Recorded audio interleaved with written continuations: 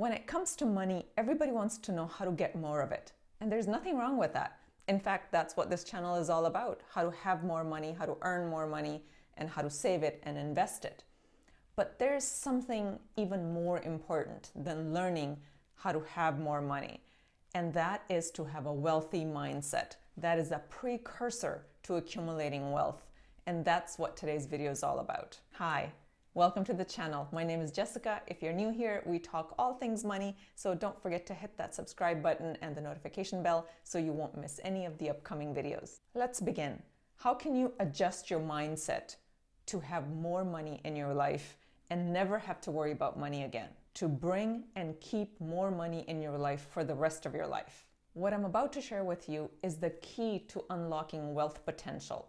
And this is not some airy-fairy hypothetical stuff. Everything I share on my channel is based on personal experience, and these are the things that I know work. That's the sole reason I even started this channel. That is to share my personal experiences with you, to share with you what's worked for me, what hasn't worked for me, because I know that things that have worked for me will work for you. I've been wanting to make this video for quite some time now because I wanted to share with you what unlocked things for me, what got me started on this whole process and on this journey to financial independence. And there are threads, and not only in my life, but you speak to anyone who has achieved any level of success, financial and otherwise, they will tell you there are certain things that they had to do to adjust their mindset. So that's what I want to share with you today. And when I sat down to reflect on what those threads were, three words came to mind, and I call them three guardians of wealth. And those are intention, generosity, and gratitude.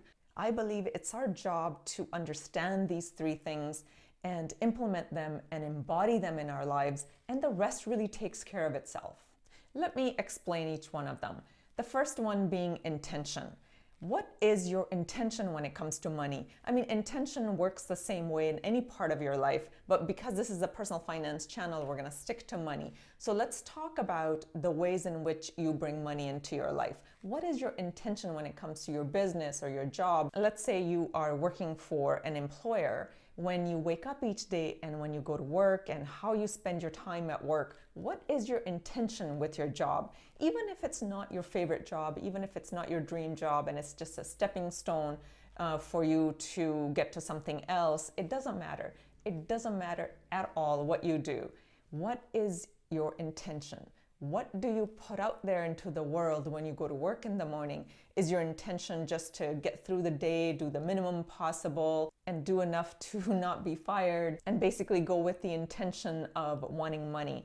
So you're there, you're putting your time in because you're going to get a paycheck at the end of the day. If that's your intention every day, you will have a very different outcome versus if your intention every day was to be of service, to do more than what you got paid for, to provide value, to help other people. Even if it's not your favorite job, you still want to make sure that you give it your best because this job is providing you experience to be able to land the job of your dreams. Not only that, it's providing you your livelihood. It's providing you with a paycheck, with the money to be able to support yourself and to support your family. So regardless of what job it is, you want to make sure that your intentions are really clear and your intentions are those of service and of giving and not necessarily of taking.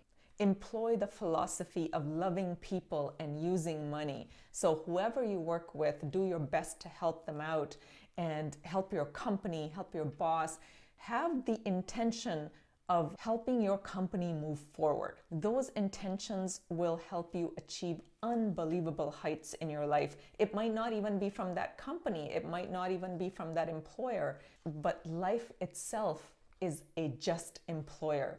It gives you exactly what you put out. So in everything you do, make sure you start with good intentions. And the second guardian of wealth, as I like to call it, is generosity.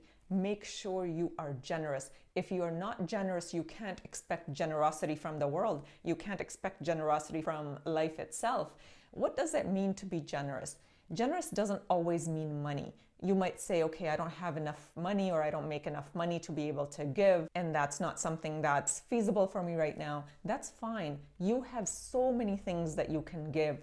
It doesn't matter who you are in the world, you are born with some type of talent. I know that for sure. Every single human being has some type of talent, and whether that's related to the work that you do for money, whether that is a hobby, that's something that you're really good at, you can take your talents and share with the world. Something that you're really good at, something that's really working for you in your life, any part of your life that's working, that's going really well, you can take those skills that you've learned to have that life area work really well for you and teach it to others. You can be generous with your time.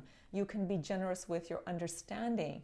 Do you forgive easily, or do you hold grudges? Are you generous with your mood? Are you in a good mood? Are you uplifting of people? Do you walk into the room and make somebody's day by just smiling and saying hello? Or do you hold back? Do you hold back on your affections? Do you hold back from giving any part of you? If someone around you is struggling, let's say at work or in your personal life, do you easily lend a hand?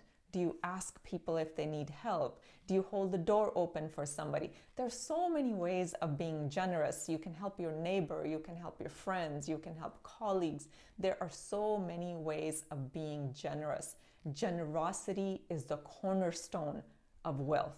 All you have to do is give it some thought and see what you're inspired to give. Give from your heart. Never give with the intention of getting something back. That completely defies the law of generosity. Anytime you're giving something to someone, give it expecting nothing in return. Just think about it. When you give somebody something, whether it's your time, whether it's your money, whether it's your talent, whether it's your understanding, whether it's you're just lending a helping hand, when you give somebody something without expecting anything in return, what does that mean? That means you have more than enough. You are saying to life, you're saying to the universe, you have more than enough. You have so much of this, whatever thing you're giving.